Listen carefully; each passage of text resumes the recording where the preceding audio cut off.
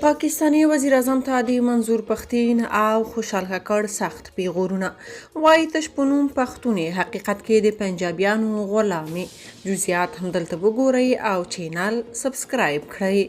د شهید عثمان کاکړ زوی او ځوان پښتون سیاستوال خوشحال خان کاکړ د پاکستان لومړي وزیر انور الحق کاکړ ته د شاه شجاع خطاب کړی او په جدي توګه یې ورته ګوته سنډنه کړې چې د پنجابیانو په خوله د افغانانو دښمني نه اخلي.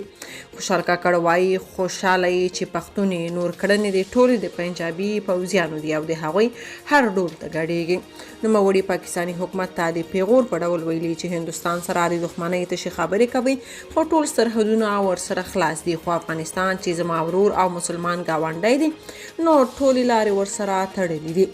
بلخوا منظور پښتین وایي د پاکستان سرپرست صدراعظم په افغان پاسپورت په بریتانیا کې ژوند کړی.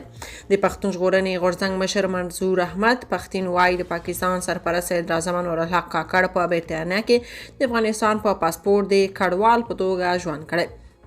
ښاغلي پښتین امریکا غږ تلویزیون سره په ځانګړې مرکه کې وویل چې د پاکستان حکومت په افغان کډوالو د فشار له لارې د سیاسي هدفو ترڅنګ غواړي چې د بډای افغانانو پانګې او د نړیوالو پاملرنه ترلاسه کړي.